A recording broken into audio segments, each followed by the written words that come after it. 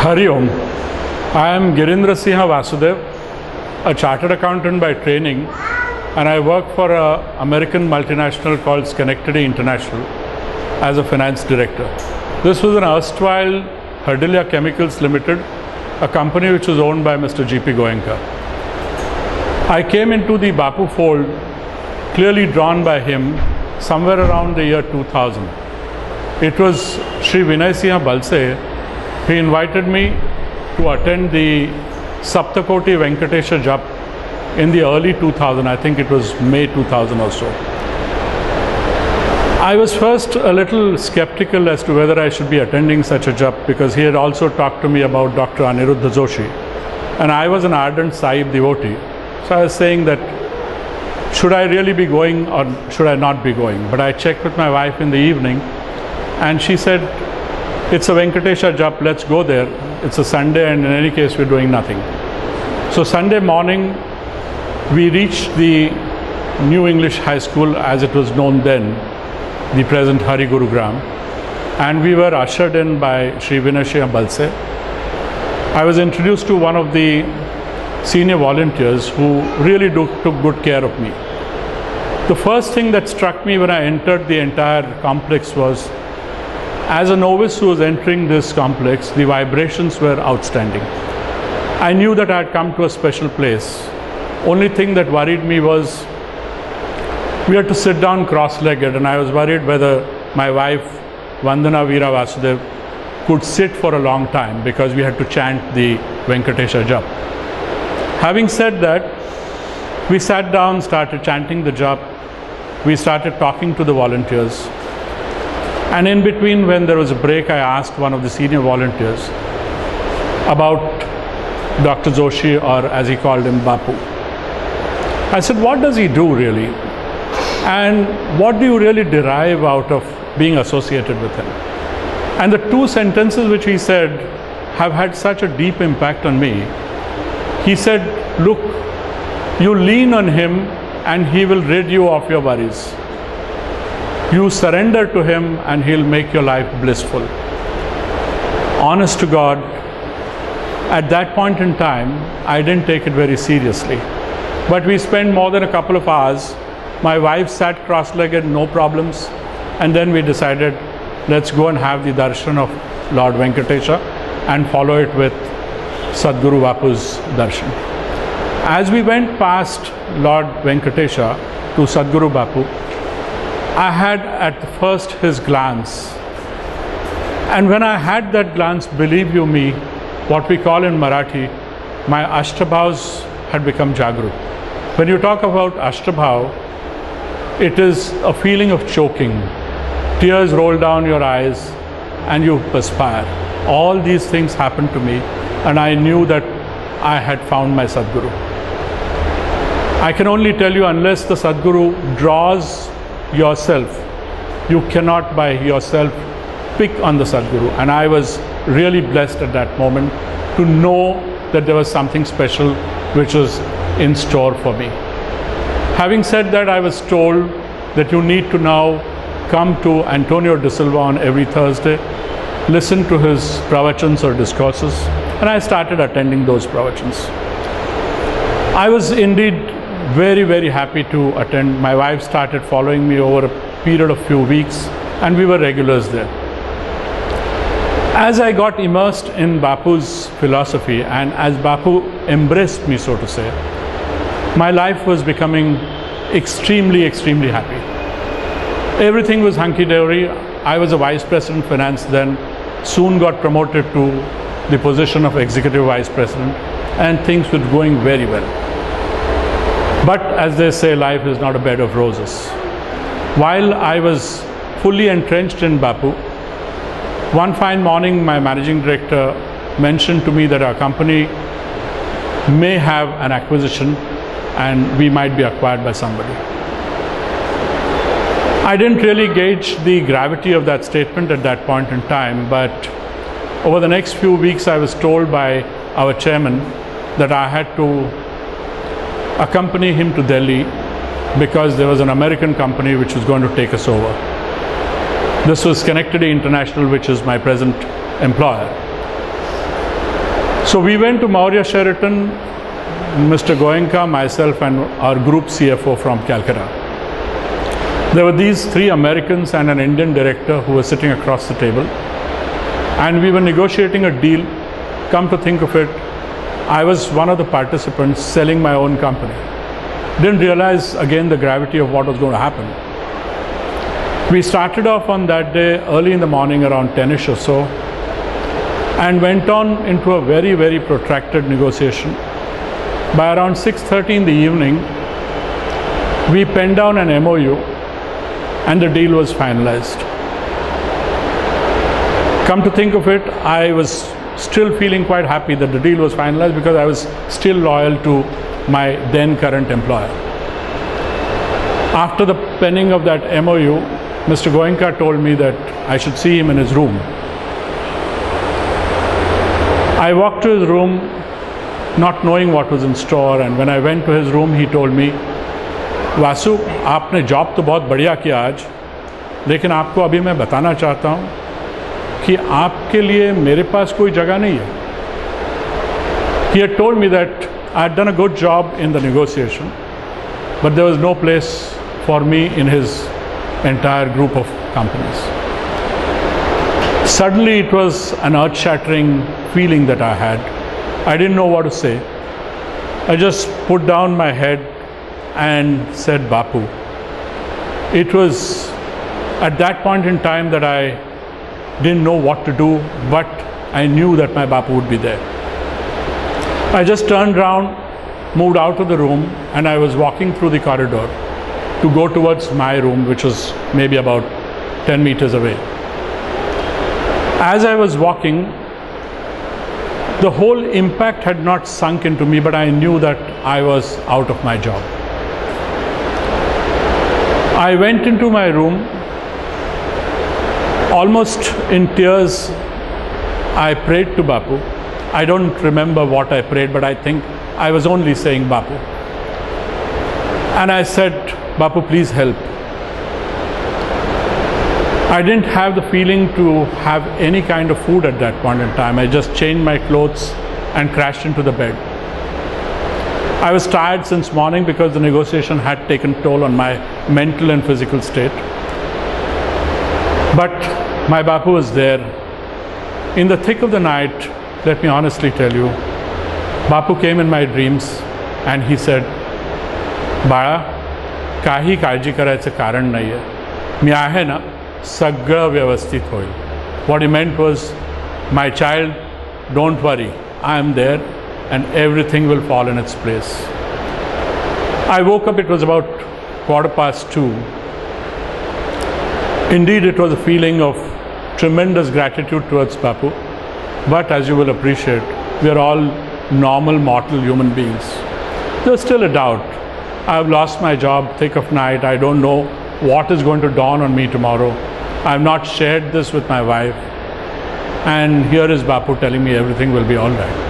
I hope it happens. I went to bed again, got up. Next day was my flight at around 9:30 or 10 from Delhi to Mumbai. So Bapu was there with me in Delhi. Normally when I come back from Delhi, I would go home, put my bag and then go to office. But that day, somehow or the other, I felt I must go to office direct. So I asked the driver to drive me to the office. We used to sit in Air India building that time. And trust me, as I entered the office, the woman at the reception told me that the managing director wants to see you. So I put my bag in the office where I sit and I walked past to my managing director's office. He smiled at me and he said, so Vasu, how was the negotiation? I didn't really know what to say to him because I told him the negotiation was good, but I don't know whether it was good for me. So he said, I understand that, but I must tell you that I've already got a feedback that the Americans were very impressed with the dignified way in which you dealt with the entire situation and carried on the negotiations. Has Mr. Goenka offered you any job? And I tell you with moist eyes, I told him, no, I don't have a job. So he said, would you be interested in coming over to the Americans fold? I didn't know again what to say. There was Bapu, and I thanked him immediately. That at least there is a ray of hope. I didn't know what was in store again. So the managing director went on and said that, look, in the evening I have set up a conference call. If you wish, you will have to go to the Taj, and at the Chambers, which is a special club there, I have set up a conference call, and you will have to speak to the CEO and the CFO in the US, and they might then take it up from there.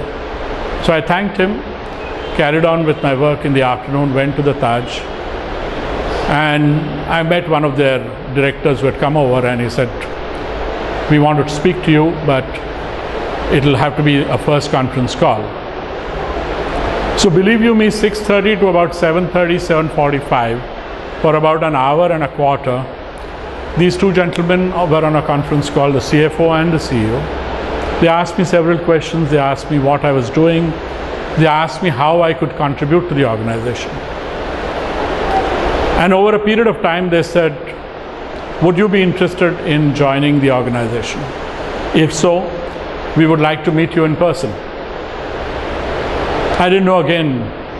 There was Bapu holding my hand, and he was making me answer questions which were difficult questions at times, beautifully. They asked me to come over to London the following weekend. And I said, how can I come to London unless I seek permission from my employers? They honestly said, we really appreciate the value system that you are having, but we would like you to travel on a Friday night. Come over on Saturday. We will book you in a hotel near Heathrow. Saturday afternoon we'll spend with you, and Sunday morning you can take a flight back. I took the flight on the following Friday to Heathrow.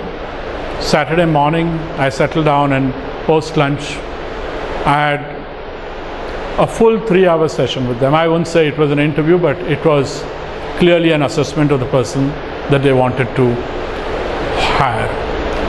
Having said that, by the evening they said that we want to make you an offer.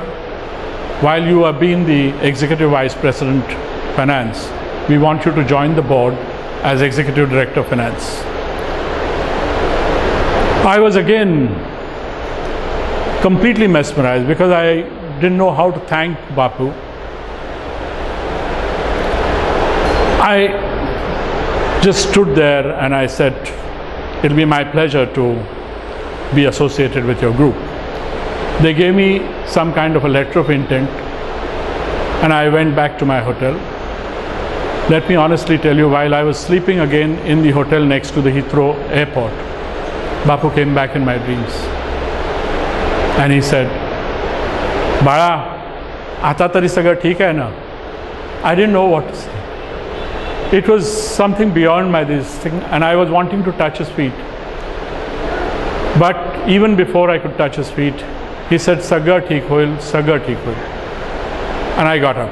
What he meant was, my child, are you at least happy now? And don't worry, everything will fall in its place.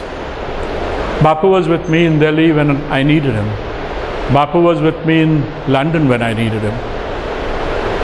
Look at a thing that how this Sadguru takes care of you. He knows that you are going through a kind of a trauma. He is putting all his cards, even before you could reach Bombay, he had the managing director talking to you and telling you how this interview will be conducted.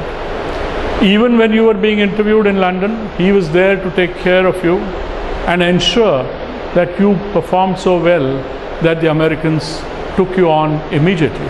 Not only did they take you on, but they moved you up from Executive Vice President's position to a director's position.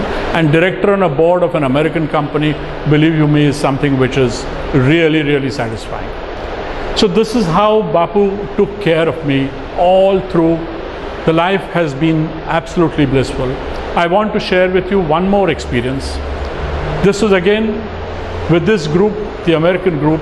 We typically go to US once in a year, and we have a budget meetings where each of the countries have to make their presentation. We are present in about 20 countries, so this was sometimes in around 2005 or so. that I went to Albany, which is upstate New York, and the following day I had this presentation.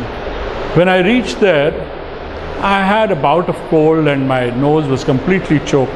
I just couldn't speak. So a colleague of mine said that it is important for you to make this presentation tomorrow because yours is the first presentation, and if you can't make it, please let me know by night because somebody else will have to stand in for you. I went back to the room, I prayed to Bapu something should be done, and I said, let me take some antibiotics. I opened my medical kit and found that there was no antibiotic. I was a little dumbfounded. Again, I prayed to Bapu and I said, let me call my wife. So I called Vandana Veera and I said, did you miss out on the antibiotics in my pouch? She said, I don't know. I said, there is no antibiotic. What do I do? She said, why do you need an antibiotic? You take Bapu's Udi, put it in water and drink it. It didn't strike me at that time. But I took Bapu's Udi, I put it in a glass of water, stirred it, drank the water and went to bed. I tell you, it was such a miracle. Around 4 o'clock or 4:30 in the morning, because in the US you have to get up very early, I got up and I went to the washroom and I sneezed and coughed. And you will be surprised that when I sneezed and coughed, clots of blood fell down. And when these clots of blood fell down, I immediately realized that I was in good shape. I just cleared my throat and tested my voice in front of the mirror. And there I was ready to go. Even before I could jump into the shower, I called up my colleague and I said, here I am ready to make the presentation, don't worry. So he said, what happened at night? Did you take a very strong antibiotic? Yeah, I said, I have a Sadguru who gives me antibiotics. He didn't realize what it was, but on the breakfast table when we were sitting, I told him I didn't have an antibiotic. So he said, how did you get well? And I told him, my dear Sadguru gives me Udi, I carry it every time. And as a last resort, I use the Udi in a glass of water and see what the miracle is. He just couldn't believe his eyes, ears, and he said, well done, best of luck. I tell you, I went through the presentation. Mine was the opening presentation, and it went off so well that each and every colleague of mine from India and as well my superiors in the US were thrilled about what we had said and the way we had said it. So this was again, Bapu, wherever you are, one little call, one little silent prayer, and Bapu is always there.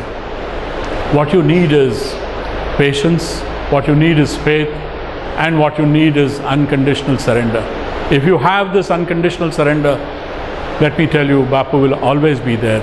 You need to be truly a Shraddhavan, one who is faithful to him. If I have the time, I want to share with you another couple of experiences. And now I want to turn to how also Bapu helps those who have just come to him once or twice. I have a colleague in my office. He is a chartered accountant, he is a GM finance. He comes for some of our main functions. But I try and tell him that why don't you come on Thursdays and attend the discourses. But like any typical person, he says, Bapu should give me something in advance, only then I can come.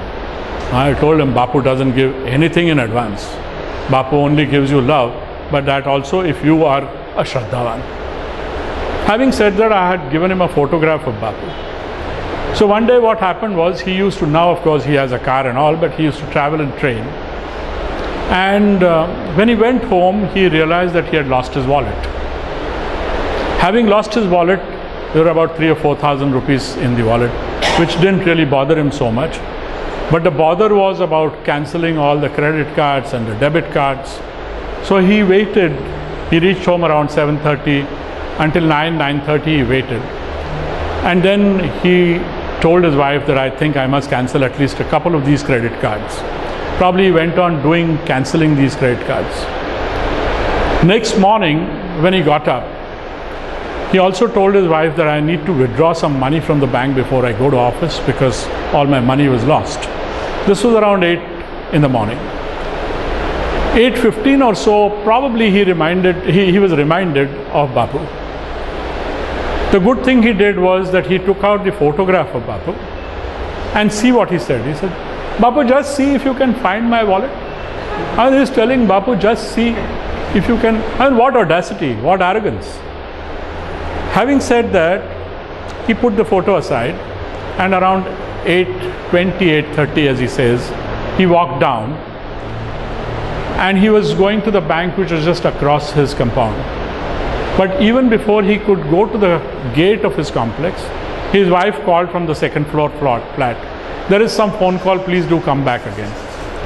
He came back, and there was a gentleman on the other side of the phone telling him that he had found his wallet and the wallet was there. So he only told him that I stay at Chembur, you dropped your wallet in the train. If you want the wallet back, please come to my residence in the evening, identify yourself and take the wallet back. Now this guy was completely mesmerized. He was very, very moved, grateful to Bapu. And he came back to office. But look at this gratitude, which is not complete or unconditional surrender. He comes to office, narrates to me the entire story and says, yeah, I mean, Bapu did a good job. But you see, he must realize that I went through this trauma the whole night. I mean, he could have given me this wallet at night itself, no? So I said, my dear friend, when did you pray to Bapu? 8:15 or 8:10? When did you get the news of getting the wallet? Within 20 minutes. So you did not even think of praying to Bapu, and you felt that Bapu should have given it to you just like that. Please imagine that even a child, unless it cries, the mother doesn't give him milk. So where is the question of saying that Bapu troubled you? Please take back these words and ensure that you are eternally grateful to Bapu. Try and be as close to him as possible. So this is what Bapu keeps doing. Even if he is not a full Shraddhavan, Bapu always comes to the aid of people who surrender to him, ask these kind of favors from him. I'll tell you one more short story before I wind up. I was telling this same story to one of my other colleagues, and we were traveling from Mumbai to Chiplun, where we have another unit, by train. And I was telling him that there is a Sadguru and how this Sadguru takes help of you. Life is never a bed of roses. You have to get rid of your worries. And I also told him that this is a friend, because he's a common colleague, I could connect the story to him. I told him this gentleman Sunil lost his wallet, and he prayed only in the next morning and got his wallet in 20 minutes time. We finished the story. Lote Parshuram came, we walked down the platform, went to the hotel, and as we were checking in, he put his hand in the hip pocket to find that the wallet had gone. So he was dumbfounded, and he said, look, you told me this story, my wallet is gone. Will your Bapu get this wallet back for me? Believe you me, while his wallet was gone, I had said a silent prayer to Bapu, and I had said, Bapu, please get his wallet back. And this is the power of prayer for a third person. We have seen this in Sai Satcharit also. I told him, look, your wallet is at the moment gone. I have prayed to Bapu. Let's not worry about it too much. Let's go and have food. I am hungry. So he said, I must find my wallet. I said, how will you find your wallet? Do you have any idea of where and how you're going to search? At best, you can go back and walk up to the car and try and see in the car if that wallet is there. He did that. Unfortunately, the wallet was not there. We came back to the dining room, and we were sitting there. We ordered some food. When a call came to him from our medical officer in Mumbai. Come to think of it, the medical officer in Mumbai rings up the operations director in Chiplun and says that your wallet is lost, is it? He says, yes. Did I leave it in Mumbai? He says, no, you did not leave it in Mumbai, but you dropped it at the railway station. And please go and pick it up from the station master after identifying yourself. So he said, look, I found the wallet. I said, will you now want to say that my prayer to my Bapu has been fructified. He was not really bothered at that point in time, but I was feeling elated about it. Let me tell you, we all went back to the station and we asked the station master, how did he get this wallet? And the story, how Bapu took care of it, is outstanding. This guy had lost his wallet in the train. Somebody in the train picked it up, got down at Lote, didn't realize who to give because there was no identification in that wallet. So how does he find the identification? So the best thing for him to do was to go and give it to the station master. The station master was so good, nobody would otherwise do this. He opened the wallet, got a prescription which was a homeopathic prescription, and there his name was written.